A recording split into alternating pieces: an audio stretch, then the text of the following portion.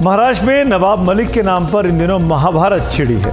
NCP नेता नवाब मलिक की entry ने महाराष्ट्र की सियासत को गरमा दिया है। सरकार में शामिल दोनों डिप्टी सीएम आमने सामने आ गए हैं। बीजेपी का मानना है कि नवाब मलिक पर देशद्रोहियों से संबंध होने का आरोप है। ऐसे व्यक्ति के साथ हम सत्ता में नहीं रह सकते। नागपुर से रौनक कुकड़े की रिपोर्ट। बेल पर रिहा होने के बाद पहली बार विधानसभा पहुंचे नवाब मलिक। बड़ा सवाल यह है कि वो किसका खेल खराब करेंगे, अजीत पवार का या फिर देवेंद्र फडणवीस का। मलिक ने सरकार में शामिल बीजेपी और अजीत पवार दोनों को आमने सामने ला दिया है। बीजेपी नेता देवेंद्र फडणवीस ने नवाब मलिक को सरकार में शामिल करने को लेकर अजीत पवार को पत्र लिखकर ऐतराज जताया है। दाऊद के गुर्गों के साथ जिनकी साझगांठ है, जिनका व्यापार है, इस प्रकार के आरोप किसी व्यक्ति विशेष पर हो तो क्या राष्ट्रहित में होगा ऐसे व्यक्ति को स्वीकारना? जो दाऊद के साथ जुड़ा हुआ है, जो देशद्रोही के साथ जुड़ा हुआ है, तो क्या राष्ट्र का हित पहला नहीं देखना चाहिए हमें? इसलिए आदरणीय देवेंद्र जी ने सही कहा, सत्ता आएगी सत्ता जाएगी, पर हमारे लिए राष्ट्र सर्वोपरि।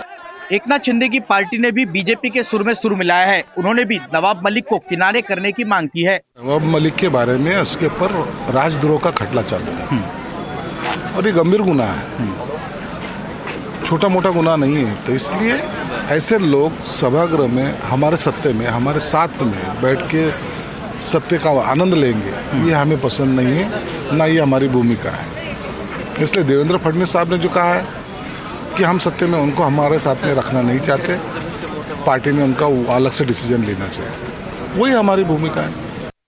पहले ये समझ लेते हैं कि पूरा मामला क्या है। नवाब मलिक पर आरोप है कि उन्होंने मुंबई के कुर्ला इलाके में अंडरवर्ल्ड डॉन दाऊद इब्राहिम के करीबियों से जमीन खरीदी। उन पर मनी लॉन्ड्रिंग के आरोप भी लगे, जिसके बाद ईडी ने उन्हें गिरफ्तार किया था।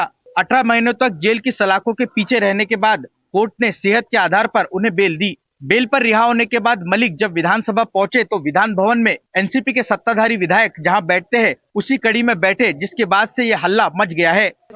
इस विवाद के बाद विधान परिषद में नेता विपक्ष अंबादास दानवे ने डिप्टी सीएम देवेंद्र फडणवीस को पत्र लिखकर सवाल पूछा है कि जो आरोप नवाब मलिक पर है वही आरोप प्रफुल्ल पटेल पर भी है।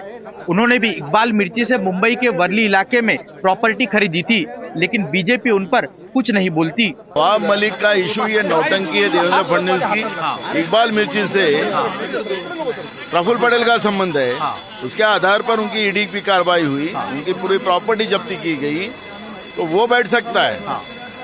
जिसपे नरेंद्र मोदी जी ने आरोप लगाया 70,000 करोड़ का अजीत पवार के ऊपर भ्रष्टाचार का, वो इनके साथ बैठ सकता है। क्या नवाब मलिक मुसलमान है करके इनके साथ नहीं बैठ सकता है? उसकी नौटंकी कर रही है।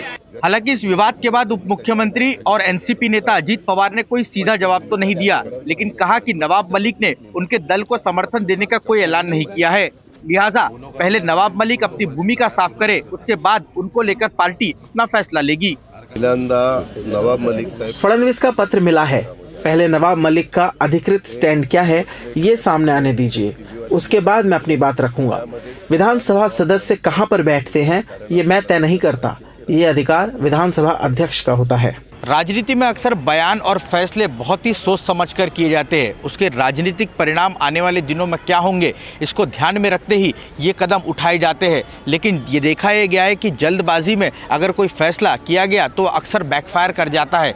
नवाब मलिक के मामले में भी देवेंद्र फडणवीस का जो बयान आया है उसके बाद ये कहा जा रहा है कि कहीं ये फैसला देवेंद्र फडणवीस को बैकफायर ना कर जाए। नागपुर से विनय शुक्ला और अमित पवार के साथ रौनक कुकड़े, एनडीटीवी इंडिया के लिए।